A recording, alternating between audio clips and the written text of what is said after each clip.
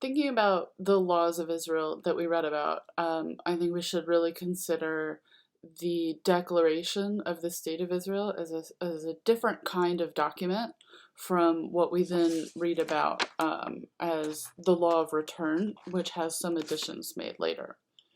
So, to start with thinking about the declaration of the State of Israel, maybe a good comparison is to think about the difference between the Declaration of Independence and the Constitution, right? The Constitution is what U.S. laws are really based on. But the Declaration of Independence was and remains a very important symbolic statement in having separated the colonies from the British Empire, and really it still speaks to the ways that Americans tend to define themselves. Okay, so we have a kind of mythic document here that explains in kind of very broad, sometimes vague ways, um, how the state of Israel even has a right to exist. That's what we see in the first one. In the second, we see legislation that really deals with who can become a citizen. But here, in the Declaration of the State of Israel, this is really a statement that tries to kind of hang together several different visions of what the state might be, even as it also clearly defines Jewish Israeliness against some other things, especially Arabness. The document opens by saying that it's a spiritual, religious, and political identity that has been shaped in Eretz Israel, which just means the land of Israel. Although it's often how people refer to the state in Hebrew and even in English. Um, so I think that what we're doing in this class all along has been to think about when is it reasonable to think of Jewishness as spiritual, as religious, or as political? How is it possible that a person might participate in one of those types of Jewishness, but not necessarily all of them? There's many, many Israelis today, but especially at the founding, were not halakhically observant at all. In fact, a pleasure of being in a Jewish state for them was that halakha was not necessary as a way to perform Jewishness, because they're simply by living in a Jewish majority, their Jewishness is affirmed. Um, then the second paragraph is one where we see really a kind of piece of debate about nationhood that has continued, that we saw in thinking about anti-Semitism and that we saw in early Zionism. Um, the declaration says that throughout their dispersion, Jews never ceased to pray and hope for the return to the land of Israel and for the restoration in it of their political freedom. Jews strove in every successive generation to reestablish themselves in their ancient homeland. This is really actually not true.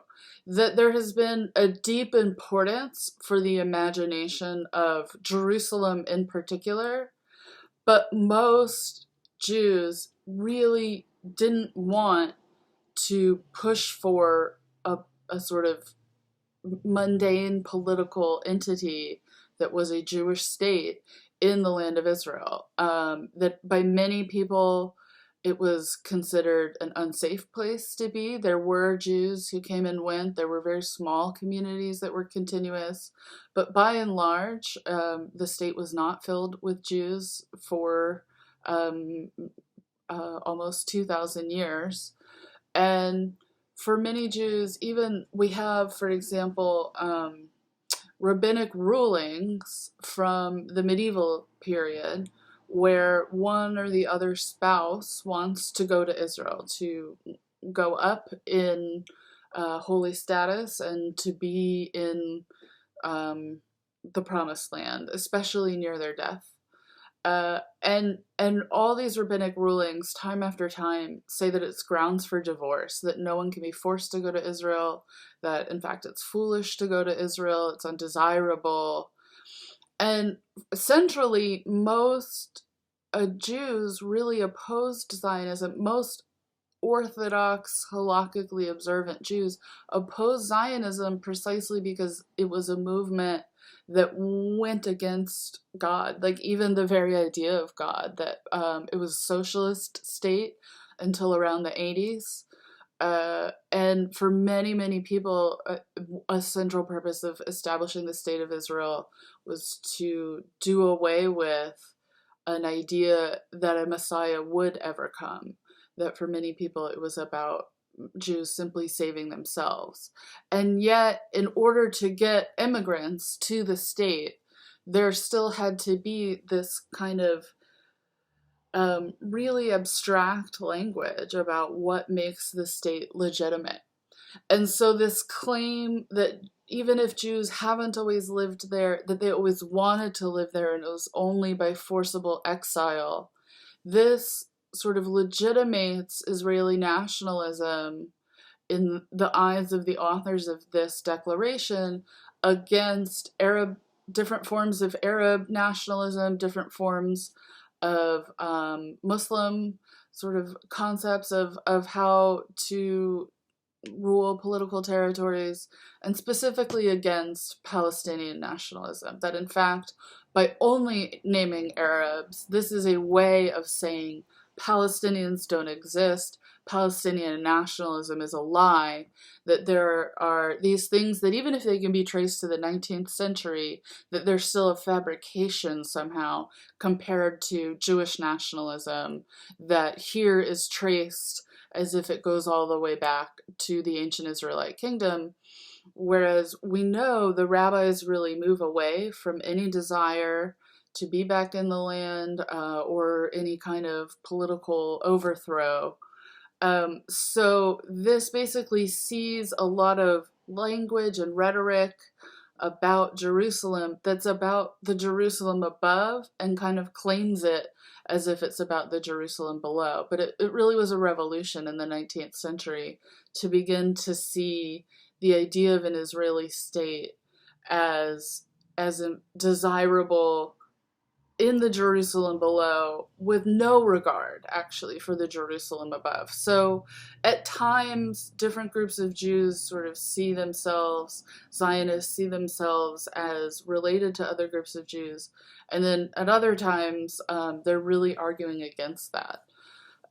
So we see in this document a kind of narrative that we don't have to totally take in. We can see what's true in it, and we can see why it was true for the people who found it so, so meaningful and so emotionally and politically essential to have a Jewish state. At the same time that I think we can also see how it makes political moves against Palestinian nationalism that suggest certain forms of nationalism are legitimate and others are not.